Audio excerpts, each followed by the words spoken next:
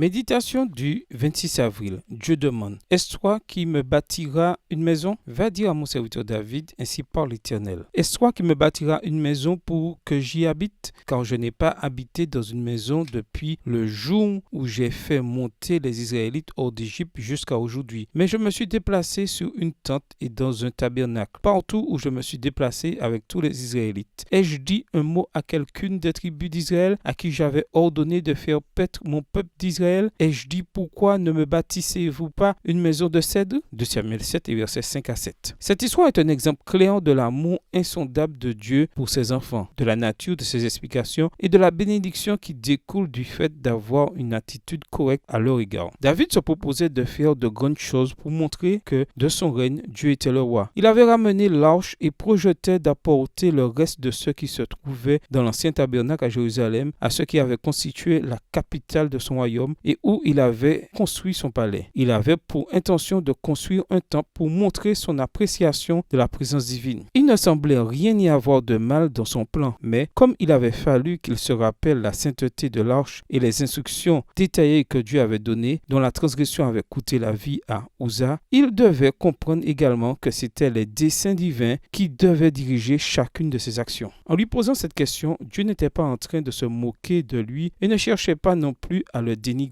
Mais il lui rappelait qu'il avait déjà versé beaucoup de sang et participé à de nombreuses guerres. Il voulait apporter à Israël sa paix et son repos, et un nouveau fils pacifique serait celui qui bâtirait une maison pour lui. David a apprécié le message divin apporté par Nathan, et bien qu'il n'ait pas obtenu la permission de réaliser son plan, il a été heureux de savoir que Dieu l'avait porté jusqu'au trône et que de sa maison sortirait le futur constructeur. Il était prêt à se soumettre à la volonté de Dieu, même au-dessus de ses propres désirs. La soumission dont il donne ici l'exemple est rare, même parmi les chrétiens. Extrait du livre Patriarches et Prophètes, chapitre 70, page 690, livre écrit par Ellen G. White. Nous avons peut-être élaboré des plans qui ne sont pas mauvais en eux-mêmes, mais laissons toujours Dieu les diriger et montrons une attitude humble et reconnaissante. Bonne journée à toi et que le Seigneur te bénisse.